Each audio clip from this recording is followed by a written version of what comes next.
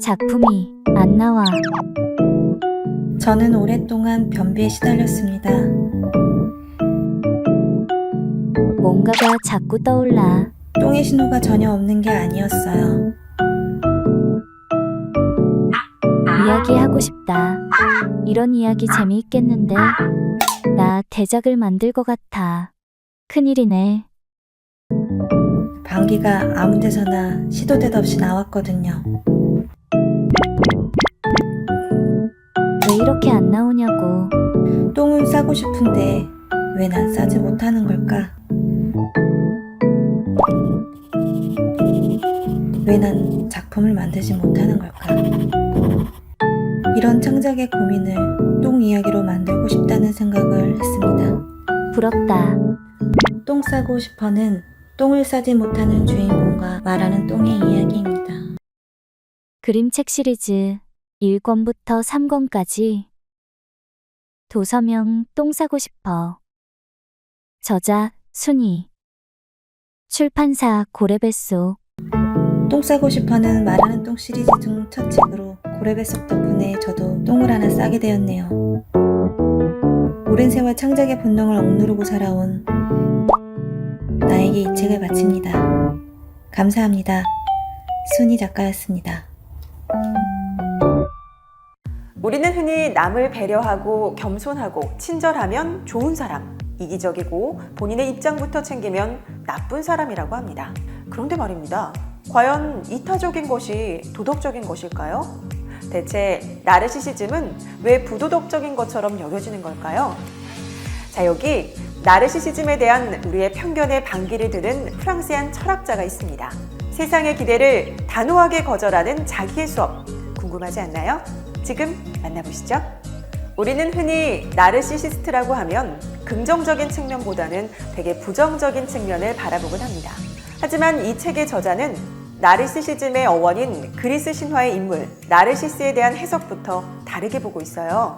우리는 나르시스를 자신을 너무 사랑한 나머지 저주를 받은 인물로 알고 있지만 저자는 그가 자신이 누구인지 몰랐기에 호수에 빠졌고 자신을 알게 된 후에 비로소 수선화라는 꽃으로 다시 태어났다고 재해석해요.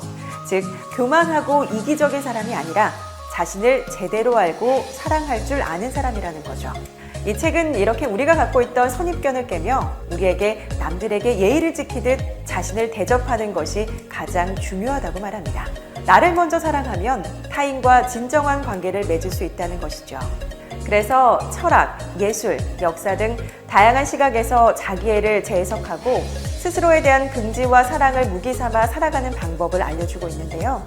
출간 이후 프랑스 베스트셀러 10위 안에 오른 이 책은 나르시시즘을 재해석하며 나를 위해 살아가는 법을 알려주고 자기애를 고귀한 영역으로 이끌어 우리에게 자신감과 용기를 선사하고 있습니다. 여러분, 우리 이제 좋은 사람 되려고 괜찮은 척 그만해요. 이 책을 통해서 나를 사랑하는 일이 얼마나 가치 있는 일인지 깨닫고 자신감 있게 나아가 보는 건 어떨까요? 세상의 기대를 단호하게 거절하는 자기의 수업. 이러지 마, 나 좋은 사람 아니야, 입니다. 도서명 이러지 마, 나 좋은 사람 아니야. 저자 파브리스 미달. 출판사 동양북스. 모두 성실하게 출근 도장을 찍지만 몰입하는 사람은 정말 몇이나 될까요? ADP 연구소가 19개국 2만여 명을 조사한 결과 몰입하는 사람은 10명 중에 15명밖에 안 되었다고 합니다. 그렇다면 나머지는 왜 최선을 다하지 않을까요? 무엇이 그들의 의지를 꺾고 몰입을 방해하는 걸까요? 일 좀 제대로 해보고 싶은 사람들에게 필살의 해결책을 제시해주는 책, 일에 관한 9가지 거짓말입니다. 이 책은 하버드 비즈니스 리뷰에 실린 파격적인 연구 논문에서 시작되었습니다. ADP 연구소의 연구 결과에 따르면 우리가 모두 일에 대해 진실이라고 믿어왔던 것들이 다 거짓임이 드러났고 그 논문은 원인과 현상을 분석해 업계에 핵폭탄급 충격을 주었습니다. 연구를 진행한 마커스 버킹엄은 갤럽에서 20년 넘게 인적 자원과 성과에 대해 연구했습니다. 애슐리 구달은 딜로이트와 시스코 등에서 일과 사람, 성과에 대해서 연구하고 있습니다. 의미 없는 피드백, 끼워 맞추기 성과평가, 도움 안 되는 전략 등은 일잘러들은 이런 것들을 신경 쓰지 않습니다. 본질이 아니기 때문이죠. 이 책의 저자들은 묻습니다. 당신은 왜 일하는지 묻습니까? 당신은 무엇을 묻습니까? 회사는 목표를 주나요? 아니면 의미를 주나요? 당신은 계획이 중요한가요? 정보가 중요한가요? 당신은 다재다능한가요? 아니면 한 가지에 미쳐있나요? 좋은 회사에 입사할 건가요? 아니면 좋은 팀을 만들려고 하는 회사에 입사할 건가요? 당신은 무엇을 원하죠?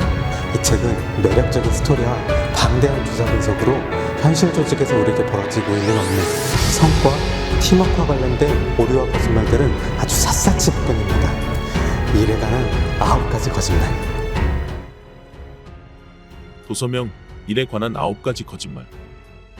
저자 마커스 버킹엄. 출판사 샘앤파커스. 안녕하세요. 샘앤파커스 독자 여러분. 샘앤파커스 편집부의 김선도 편집자입니다. 잠들기 싫다며 칭얼대던 아이도 책을 읽어두는 순간 스르르 잠들게 만든 마법 같은 책, 잠자고 싶은 토끼와 잠자고 싶은 코끼리 기억하시죠? 이 두 권의 저자 칼 요한 포시앤 엘린이 이번에는 초등학교 입학을 전후한 아이들을 위한 동화로 새롭게 한국 독자들을 찾아왔습니다. 저자는 전 세계 수많은 사람들을 대상으로 상담과 코칭을 하고 있는 의사소통과 자기개발 전문가입니다. 두 아이의 부모이기도 한 저자는 아이들이 자신의 감정을 받아들이고 표현하는 데 도움이 될 수 있을 방법을 꾸준히 연구해 왔는데요. 초등학교 입학을 전후한 6살에서 10살 정도의 아이들은 부모님들이 알지 못하는 이유로 불안해하기도 하고 또 슬퍼하기도 하고 여러 가지 감정 기복을 겪곤 합니다. 저 또한 7살, 5살 개구쟁이 왕자님들을 키우고 있는 아빠라서 그런 점들을 잘 알고 있어요. 이런 아이의 모습을 대할 때면 부모님도 감정이 들쑥날쑥해질 수밖에 없죠. 아이의 감정과 기분을 잘 헤아리고 도움을 주려면 어떻게 하는 게 좋을까요? 모리스는 걱정이 많아는 저자가 실제 상담에서 경험했던 경험들을 토대로 여러 상담 기법들을 적용한 동화책입니다. 이 책은 스웨덴에서 출간 후에 종합 베스트셀러 1위에도 오르면서 독자들 사이에서 큰 화제가 되었었는데요. 아이들에게는 스스로 자신의 감정을 알아차리고 건강하게 표현하는 방법을, 그리고 부모님께는 아이들에게 든든한 버팀목이 될 수 있는 방법을 구체적으로 알려줍니다. 그렇다면 이 책 속에 어떠한 마법 같은 힘이 숨어 있는지 한번 같이 살펴볼까요? 새학교 첫 등교를 앞두고 기대감에 부풀어 있어야 할 월요일 밤, 모리스는 친구를 잘 사귈 수 있을지 걱정하며 울음을 터뜨리고 맙니다. 이때 누나 몰리가 모리스의 울음소리를 듣게 되죠. 기특하게도 몰리는 모리스가 걱정하는 감정을 이리저리 움직이도록 유도해 긍정적인 감정에 집중하도록 도와줍니다. 덕분에 모리스는 걱정을 기대로 바꾸는 방법을 깨닫게 되죠. 우리 아이들도 모리스처럼 불안이나 슬픔 같은 부정적인 감정에 빠질 수 있습니다. 그럴 때는 한번 이렇게 해보세요. 먼저, 기분이 좋지 않니? 지금 기분이 어떠니? 같은 질문으로 아이의 마음을 헤아려 줍니다. 그렇게 대화의 물꼬를 튼 다음에는 아이가 부정적인 감정에만 집중하지 않도록 도와줘야겠죠. 우리의 감정은 장난꾸러기 같아서 몸의 일부분이나 전체를 돌아다니거나 때로는 몸 밖으로 나가기도 한다고 설명해 주세요. 아무리 부정적인 감정이라도 우리 몸속에 계속 머무르지 않는다는 것을 깨닫도록 돕는 것입니다. 그렇게 아이가 진정되면 감정이 몸 안에서 여기저기 튕기거나 몸 밖으로 나와 벽에 부딪히기도 하는 상상을 하도록 도와주세요. 이렇게 놀이하듯 아이와 몸을 움직이다 보면 어느새 불안이나 슬픔 같은 부정적인 감정이 사라지는 것을 경험하게 되실 겁니다. 모리스는 걱정이 많아에서는 새 친구들을 사귀면서 걱정하는 모리스의 모습도 나오고, 등굣길에 나비의 정신이 팔려 넘어져 아파하는 모리스의 모습도, 그리고 또 싫어하는 브로콜리가 나와서 고민하는 모리스의 모습도 담겨 있습니다. 누나나 부모님, 그리고 선생님과 친구들과 어려움을 극복해가는 모리스의 모습은 이 책을 읽는 아이들과 부모님 모두에게 따뜻함을 선사해 줍니다. 생각의 틀을 깨고 상황을 바라보는 새로운 관점을 선물해주는 모리스는 걱정이 많아. 행복의 나라 스웨덴에서 온 이 동화는 아이들은 물론이고 우리 부모님께도 행복을 선물해 드릴 거예요. 도서명 모리스는 걱정이 많아. 저자 칼 요한 포시앤 엘린. 출판사 샘앤파커스. 일이 싫지는 않지만 저 인간 때문에 출근하기 싫다. 무대뽀처럼 앞뒤 안 가리고 몰아붙이는 김 부장. 일만 시키면 전 못하겠는데요가 먼저 튀어나오는 자신감 없는 신입사원. 입만 떼면 옛날에는 말이지로 시작하는 태고적 무용담과 실소조차 나오지 않는 아재 개그를 반복하는 거래처 사장님까지. 나는 일보다 사람이 훨씬 어렵다. 그런 당신에게 필요한 건 뭐? 불편한 사람, 불편한 상황을 한 방에 끝내는 인간관계 처방전. 커뮤니케이션 관련서만 600권 이상 집필한 명실공히 우리 시대 최고의 커뮤니케이션 전문가가 알려주는 감정 소모 없이 상처받지 않고 불편한 사람들과 적당히 잘 지내는 35가지 기술 대방출.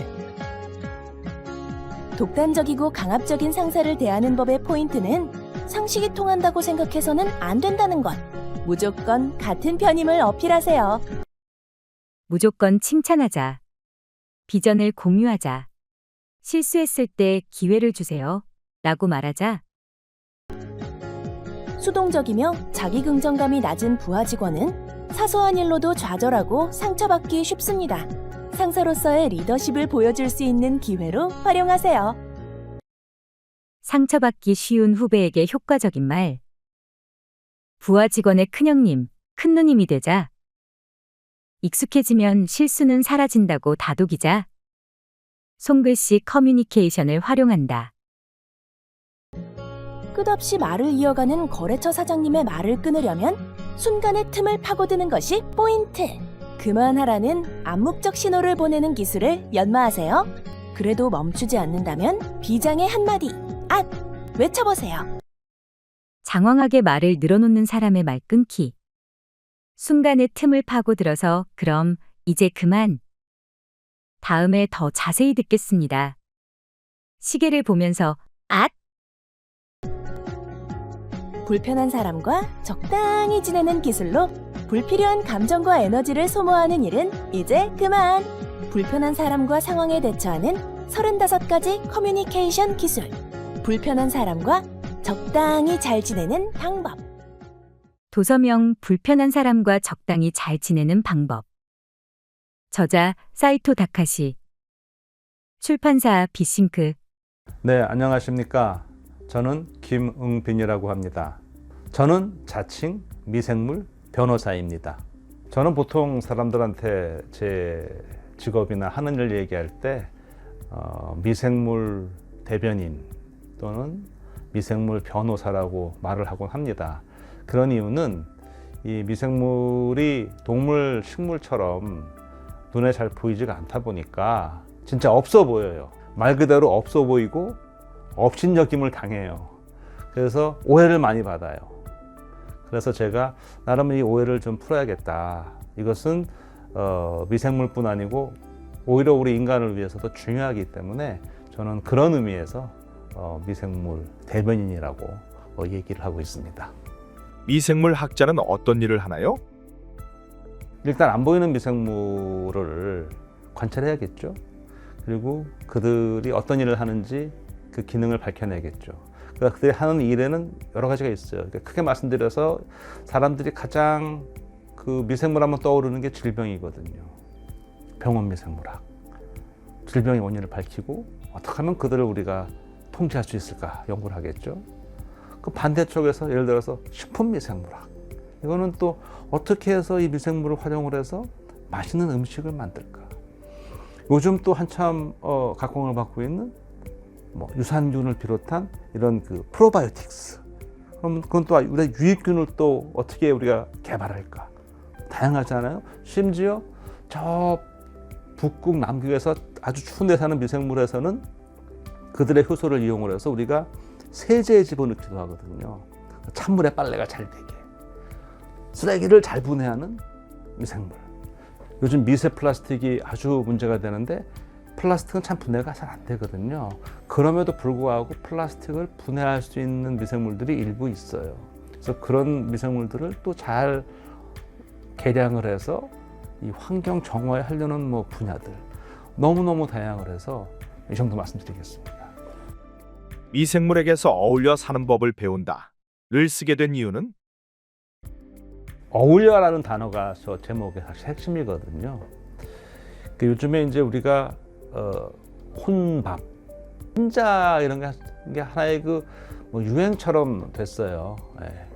그러다 보니까 이제 혼자서 밥을 먹고 혼자서 하는 게 편하고 뭐 그렇게 많이 생각하는데, 사실 우리 인간이 살아가는 게 혼자서만은 살아갈 수가 없거든요. 근데 어울려 살아가야 되는데, 어울려 살아가는 모습이, 제가 한 30년 넘게 미생물을 연구하다 보니까 이 미생물들이 살아가는 모습이 우리는 정말 하찮게 생각하는데, 나름 여기에 어떤 원칙 같은 거를 좀 봤어요. 여기서 말하는 원칙이라는 것은 상대방의 기능, 아까 제가 미생물의 그 기능을 밝히는 게 미생물학자의 중요한 일 중에 하나라고 그랬잖아요. 그 상대방의 기능, 하나의 역할을 일단 존중해 주는 것처럼 저는 보였었고요. 서로 다툼이 있을지라도 어느 정도의 다툼 이후에는 서로의 영역을 존중해 주는, 그러면 서로 돕기도 하고, 결국 전체로서 번성을 주는 그런 모습들을 본 게 있어서, 그런 모습을 한번 좀 쉽게 풀어서 전달을 하면 우리가 세상을 살아가면서 사람들과의 사이에서 미생물도 이렇게 하는데 우리가 그래도 사람인데 도움을 받지 않을까. 특히 이 젊은 세대 청소년들한테 조금 좀 신선하게 미생물도 이렇다, 한번 들어보시라, 그런 의도를 갖고 쓰게 됐습니다. 그 작은 미생물들도 어울려 살고 있다는 건가요? 어울려 사는 거는, 이거는 예외가 아니고 거기에 하나의 기본 원칙이에요. 미생물 사회에서. 저 미생물이 혼자 사는 것 같지만 다 어울려 살아요. 대표적인 게, 책에도 언급을 했지만 대표적으로 생물막이라는 게 있어요. 치아에 충치 생기는 거 생물막이 일단 끼는 거거든요. 그 세계 미생물들이 자기 살려고 딱 하나의 사회를 이루는 거예요. 마을을 이룬다고 보시면 돼요. 자기들끼리. 우리한테는 골칫거리인데 걔네들한테는 좋은 거거든요. 어울려 사는 거죠. 근데 이런 그 미생물에 모여 사는 것이 우리한테 이렇게 해로운 경우도 있어요. 뭐 충치도 그렇고, 예를 들어서 해저에 광 케이블을 까는데 거기도 미생물들이 막 막을 이루거든. 안 좋죠. 근데 미생물 생물막이 좋을 때도 많아요. 예를 들어서 폐수 처리를 한다고 했을 때 결국 미생물 막을 이용해서 거기다 폐수 흘러가면서 그 오염물 분해하는 거거든요. 그러니까 이게 뭐가 좋다 나쁘다를 말하기 전에 미생물을 어울려 사는 그거는 하나의 원칙이고, 그래서 그런 의미에서 모든 미생물은 다 나름 어울려 살고 있다. 자기들뿐 아니고 다른 생물과도 어울려 살고 있다 라고 제가 말씀을 드리겠습니다. 미생물은 더럽다, 위험하다는 오해에 대해서? 예, 이게 사실 이 미생물 할 때 이 이름도 조금 좀 마이너스 요인이에요. 왜 그러냐면 이 균으로 끝나잖아요. 그러니까 앞에 아무리 뭐가 붙어도 이 균으로 끝나니까 좋아 보이지가 않죠. 자, 이렇게 말씀을 드릴게요. 모든 생물은 살려고 발버둥을 쳐요. 그렇죠? 생존 본능이 있잖아요. 미생물도 마찬가지거든요.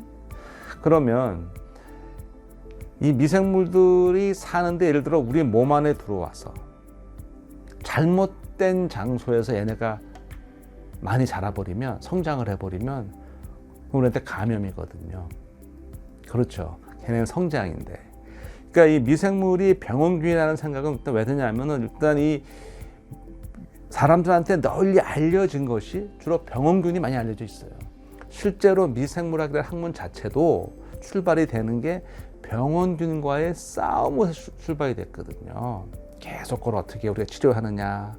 그렇게 쭉 오다 보니까 미생물은 곧 병원균이다라는 그게 등식이 되는데 잘못된 거고요. 미생물 가운데 일부 병원균이 있어요. 제가 일부러 말씀드린 이유는 모든 미생물은 잘못된 장소, 예를 들어 우리 장에 사는 그냥 장내 미생물, 장애에 있으면 별 문제가 없어요. 근데 그런 것들이 잘못돼서 예를 들어 장에 상처가 나서 세포 안, 조직 안으로 들어간다든지 뭐 요도로 들어간다든지 잘못된 곳에 가서 자라버리면 감염이 되는 거거든요. 그러니까 원래 뭐 콜레라다, 뭐 에볼라 바이러스, 요즘에 문제가 되고 있는 그 돼지열병 바이러스처럼 이런 원래 병원균들도 있지만 이런 병원성 미생물 극히 일부고, 다른 모든 미생물도 누구나 다 잠재적으로 병원균이 될 수는 있죠. 근데 하지만 그걸 걔네 다 병원균이라고 말하는 건 좀 문제가 있죠. 그러니까 제가 말씀드리고자 하는 것은 미생물의 본질을 파악해 보면 이들 없이 우리가 살아갈 수가 없는데, 같이 어울려 사는 과정에서 병원균하고 낙인을 찍어서 적으로 모으는 것보다는 같이 살아가는데 과연 우리가 어떻게 어울릴 수 있겠느냐, 그걸 제대로 이해를 해서 절대 병원균한테 면죄부를 주자는 게 아니고 어떻게 우리가 이해를 하고 어울려 살아야 우리가 편하겠느냐, 그거를 이제 말씀드리는 거거든요. 그래서 모든 미생물을 병원균으로 보시는 게 아니고 어차피 우리가 함께 할 수밖에 없는, 맨눈에는 안 보이는, 하지만 늘 우리 곁에 있는 그런 생물들이거든요. 그러니까 그런 생물들과 어울려 사는 법을 배우자. 절대 모든 미생물이 적이 아니다. 정리해드리면 정말로 병을 일으키는 그 악독한 병원균들이 극히 일부가 있고, 그 나머지 대다수의 미생물들은 인류의 생존에 꼭 필요한 존재들인데, 간혹 가다가 이들도 잘못된 장소에 가면은 문제를 일으킬 소지는 있다. 우리가 어떻게 대처할 거냐, 이들을 어떻게 다룰 거냐, 그거를 알기 위해서 사실 미생물학을 공부하는 것이죠. 공생보다 경쟁으로 지쳐있는 청소년들에게 해주실 말씀. 요즘에 많은 청년들이 경쟁에 너무 시달려서 힘들어한다는 얘기를 보고 어떻게 딱 해줄 수 있는 게 없어서 참 안타까운데요. 가만 한번 되짚어 보면 생물학에서 말하는 공생은 경쟁의 반대말이 아니거든요. 그러니까 공생은 그냥 같이 어울려 사는 게 공생이에요.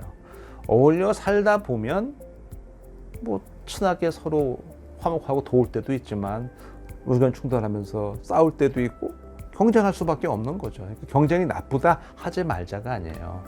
제 말씀은 경쟁을 하는데 경쟁에도 어떤 원칙과 원리가 있어야 되는 것이죠. 그러니까 저는 개인적으로 무한 경쟁이라는 말을 이렇게 좋아하지 않아요. 왜냐하면 무한한 경쟁을 우리가 왜 해야 되느냐. 그러니까 경쟁을 한다는 것은 내가 잘하는 뭔가가 있잖아요. 그 상대방 잘하는 뭔가 있잖아요. 같이 자기 경연을 하는 거잖아요. 누가 더 뛰어나다 못하다 말할 수가 없어요. 기준이 중요한 거죠. 그럼 뭘 기준으로 할 거냐. 예를 들어서 청소년들이 가장 뭐 스트레스를 받을 수 있는 이제 공부, 국영수 뭐 이렇게 하게 되면, 그렇죠. 수학을 좀 잘하는 사람도 있고 국어를 잘하는 사람도 있고 그래요. 다 잘하기는 사실 쉽지 않아요. 다 잘한다는 거는 바꿔서 얘기하면 어느 하나 뛰어나지 않다고 말할 수도 있는 거예요. 고루고루 잘하는 거니까. 그러면 자, 내가 조금 국영수는 조금 상대적으로 좀 부족해. 근데 다른 거 잘하는 게 참 많아. 뭐 운동일 수도 있고 노래일 수도 있고 그림일 수도 있고 뭐 여러 가지 많아요. 그런데 우리가 말하는 교육의 틀에서 어쨌든 국영수를 못하면은 공부를 못한다. 이렇게 좀 경쟁에서 낙오된 것처럼 한단 말이죠. 전 그게 안타깝다는 것이죠. 그래서 바꿔서 얘기하면 그래, 내가 이건 조금 하지만 이걸 나 잘한다는 것이죠. 그러니까 제가 말씀드리는 거는 경쟁을 하되 내가 잘하는 걸 갖고 경쟁을 즐겁게 해서 하면서 경쟁에는 경연을 하면 좋을 텐데 내가 하기 싫고 하고 잘 못하는 걸 자꾸 하라고 그러니까 문제가 있는 건 생각이 들어요. 그래서 제가 책에도 얘기를 했지만 어쨌든 이 정규 교육 과정에서 하기 싫은 공부가 없다고 말한다면 정말 예외적인 경우라 생각이 되고요. 누구나 다 좀 하기 싫은 게 있을 거예요. 하지만 그 틀 안에서 그거는 어느 정도 인내를 하고 따라가야 되는데 그 과정에서 설사 내가 특정 교과목을 좀 누구보다 못한다고 그래도 딴 거 잘하는 게 있으니까 너무 거기에 좌절하지 말자는 것이고, 그리고 상대적으로 어른들도 내가 잘하는 거를 좀 북돋워 주고 못하는 걸 격려해 줘야지. 못하는 걸 나무라고 잘하는 거는 어른이 원치 않는 거라고 어른이 관심 없는 거라고 무시하게 되니까 이게 심화되는 게 아닌가.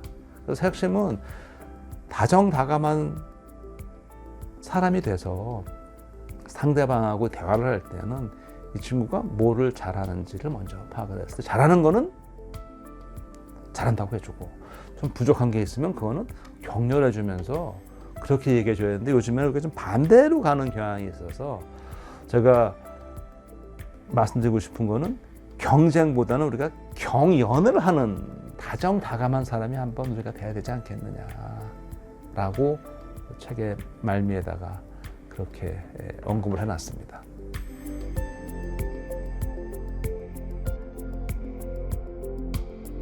보이지 않는 것들에 보이는 매력. 도서명, 미생물에게 어울려 사는 법을 배운다. 저자 김흥빈. 출판사 샘터사. 고지방 저탄수화물 중단백질 식이요법을 통해 탄수화물 대신 지방을 인체의 주 연료로 사용하는 케토시스 상태로 우리 몸을 전환시켜 체중을 감량하는 케토 다이어트. 여기 전 세계 500만 명의 몸을 치유하고 자신감을 되찾아준 최고의 케토 다이어트 백과사전이 있습니다.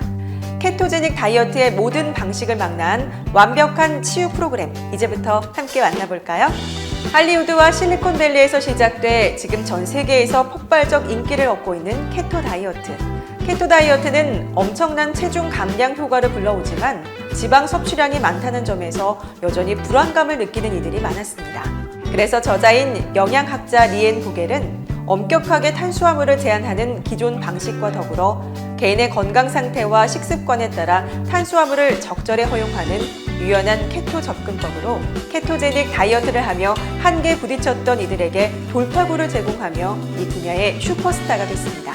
리엔은 개인의 질병 상태, 알레르기 성향, 호르몬 상태, 신체 활동, 다이어트 목적에 따라 선택할 수 있는 5가지 유형의 프로그램을 만들고 각각의 프로그램에 적합한 4주 식단 계획표를 개발했습니다. 125가지 기본 레시피에 식품 민감성을 고려한 응용 레시피로 먹는 즐거움을 포기하지 않으면서도 몸을 치유할 수 있는 강력한 도구를 제공해주는 이 책은 2018년 케토 서밋 어워드에서 초심자를 위한 최고의 케토 책으로 선정됐습니다.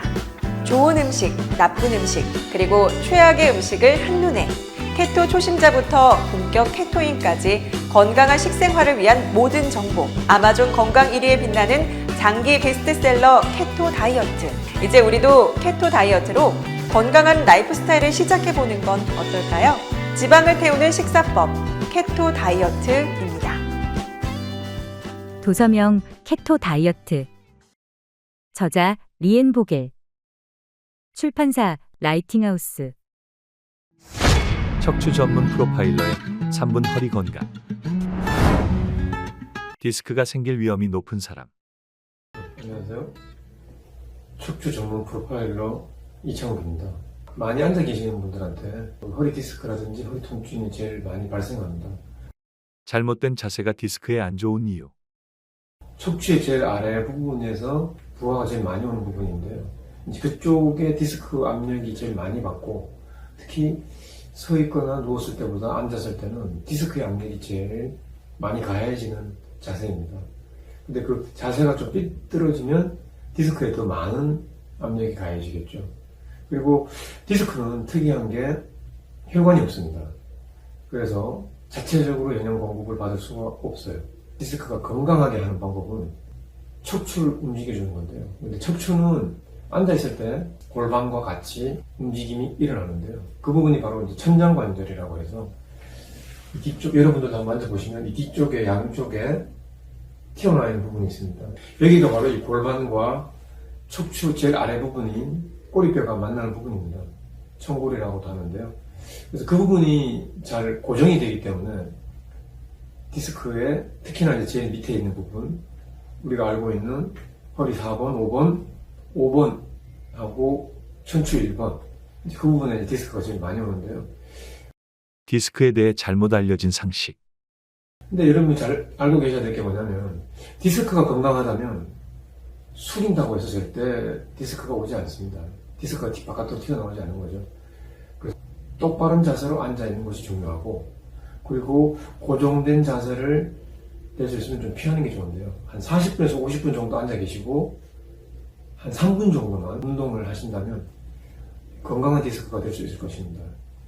디스크에 좋은 운동 첫 번째. 그래서 오늘은 앉는 자세에 대한 올바른 자세를 알려드리고, 골반과 척추가 만나는 부분, 이제 그 부분이 제일 중요한데요.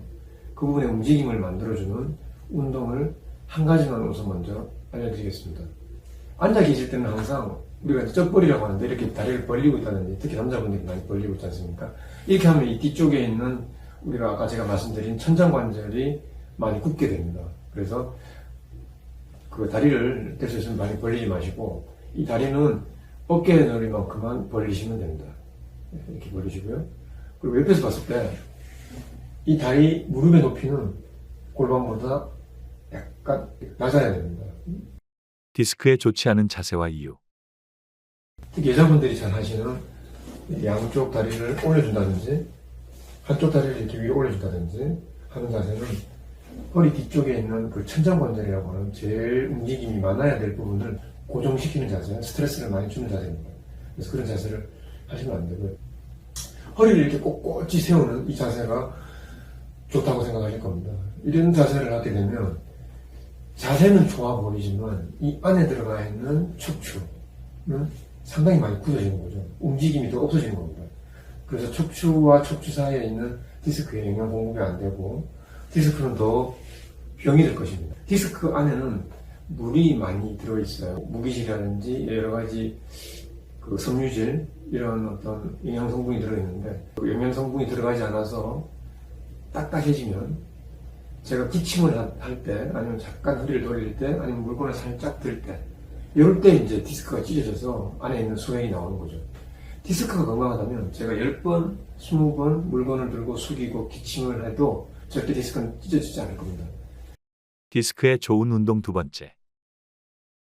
골반을 살짝 뒤로 돌리는 자세, 살짝만 뒤로 돌려서 중력에 대항해서 내 몸을 약간 세운다는 느낌으로, 이 자세가 좋은 자세라고 생각하시면 됩니다. 너무 허리를 꺾어서 C자 커버를 만들면 척추의 움직임이 세가지고 근육들이 더 굳는다는 거 꼭 잊지 마셔야 되고요. 그리고 천장관절이라고 하는 부분을 움직여주는 동작인데요. 이 동작이 척추를 살리는 운동에서 제일 중요한 운동입니다.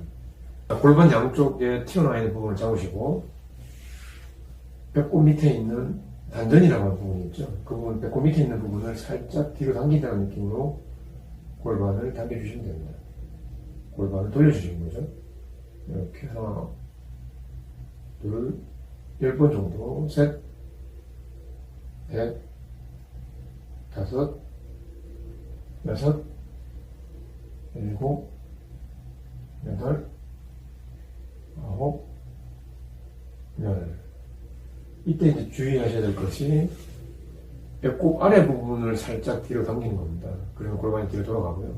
이때는 윗배라든지 양쪽 어깨, 허리 뒤쪽에 있는 근육, 다리 쪽, 다리 내측, 발바닥에 힘을 댈 수 있으면 주지 않고 배꼽 아래만 힘을 약간 주면서 뒤로 당긴다는 느낌으로 골반을 돌리시는 겁니다. 한 10번 정도만 하시고 쉬었다 다시 10번 정도 하시고, 특히나 이제 많이 앉아 계시는 분들은 꼭 40분에서 50분 정도에 한번 알람 설정을 해 놓으시고요.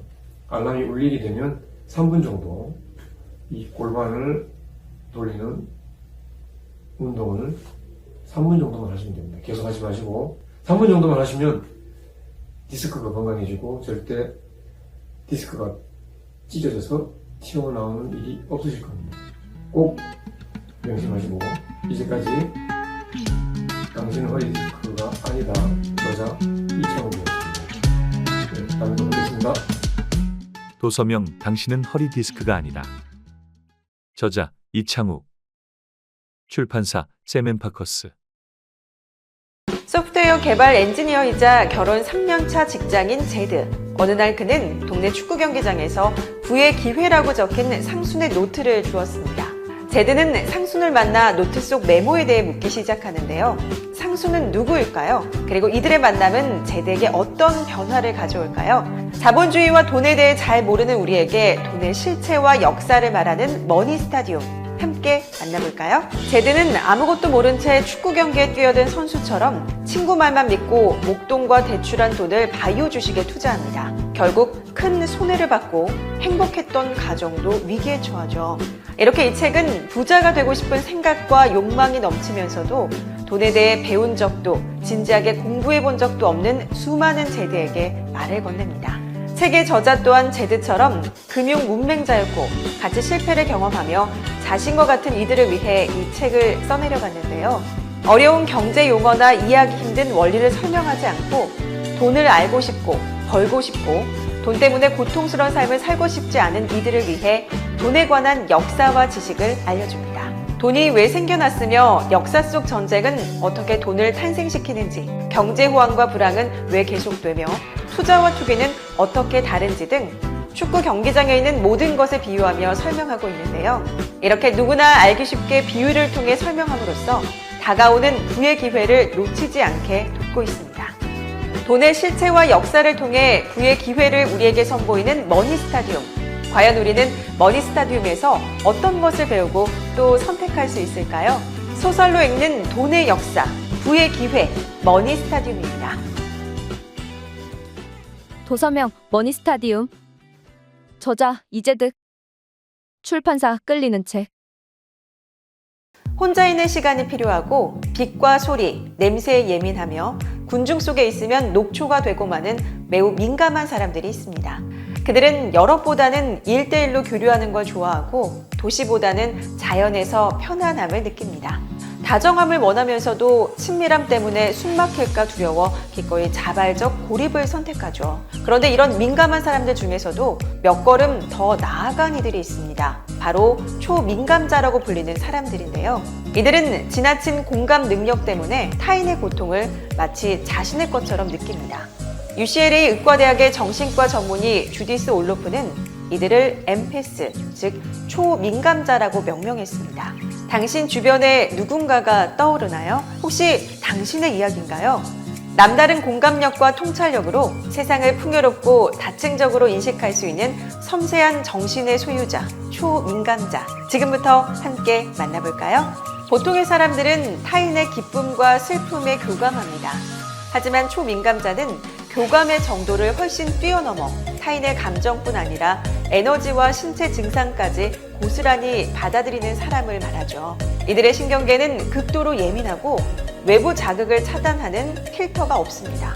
따라서 이들은 외부의 해로운 자극으로부터 자신의 내적 중심을 지키면서도 민감성을 발전시킬 수 있는 방법을 반드시 찾아야 합니다. 저자 주디스 올로프 또한 초민감자였습니다. 그래서 그는 초민감자들이 억눌러왔던 자신의 성향을 받아들이고 공감과 통찰력을 마음껏 발휘할 수 있도록 돕는 일에 오랫동안 매진했습니다. 그 결과 타인의 감정으로부터 자신을 지키는 인생 전략이 탄생했습니다. 초민감자들은 이 24가지 방어 전략으로 긍정 에너지를 빼앗는 에너지 뱀파이어들로부터 자신을 지키고 냉혹한 세상에 당당히 맞설 수 있게 됐습니다. 초민감자들이 힘의 중심을 유지하며 치유자로서 거듭날 수 있도록 방향을 제시하는 책. 지금 서 있는 그 자리에서 가장 나답게 살도록 돕는 책. 지나친 공감 능력 때문에 힘든 사람을 위한 심리치료실. 나는 초민감자입니다. 였습니다. 도서명 나는 초민감자입니다. 저자 주디스 올로프. 출판사 라이팅하우스. 무너지는 것은 열리는 것이다. 아프리카를 배경으로 한 남자와 두 여자가 펼치는 사랑 이야기. 동인문학상, 황순원문학상, 대산문학상 수상작가. 구요서의 첫 번째 멜로 소설. 새벽별이 이마에 닿을 때. 사고로 기억을 잃어버린 한 여자와 그녀를 돌보는 두 남녀 사이에 엇갈린 사랑의 변주곡이 펼쳐진다. 파편화된 구성과 기억을 추적한 끝에 하나씩 드러나는 비밀과 반전. 자기 신념의 주체는 자아인가라는 묵직한 질문. 조선일보. 두 여자와 한 남자의 엇갈린 사랑과 이별의 드라마. 한결의 해체된 기억을 짜맞춰 균열을 채우는 과정. 매일경제.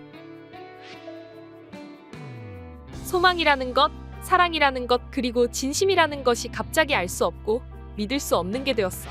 내 삶이라는 것.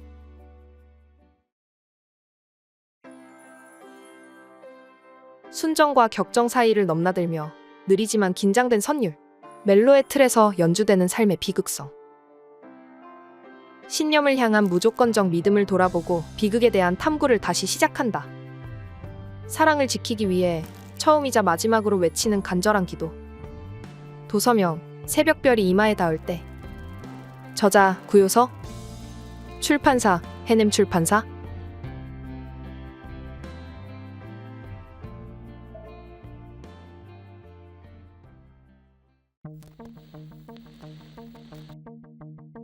우선순위가 흔들릴 때 삶의 방황은 시작된다.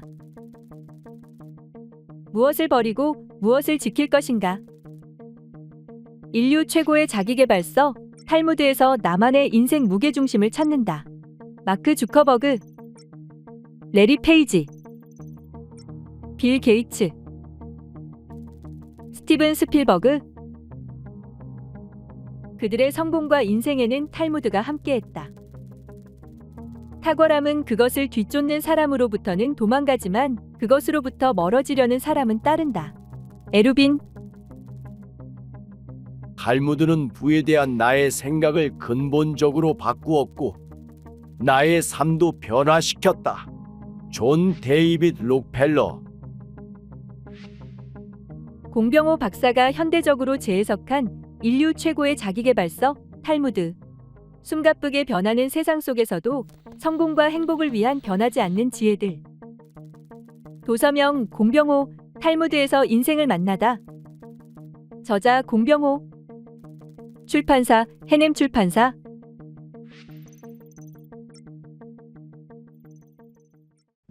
바로 지금 이 순간 당신은 행복합니까?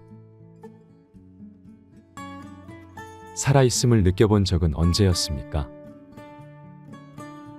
이 질문에 대답할 수 없다면 떠나야 할 때입니다.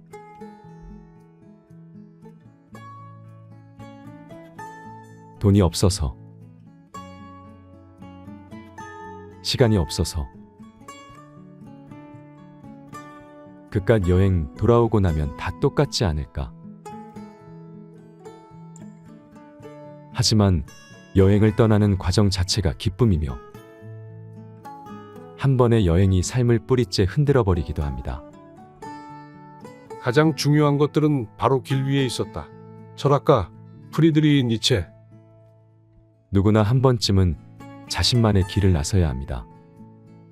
그 길 위에서 평생 나를 기다려오던 나를 만나세요. 지금 우리에게 필요한 것은 왜 사는가라는 질문이 아닌 살아있다는 느낌입니다.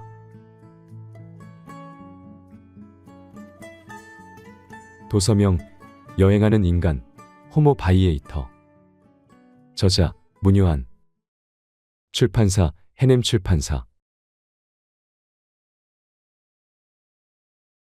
본 영상은 문화체육관광부 국립장애인 도서관의 수어, 음성 지원을 받아 제작, 재구성한 것입니다.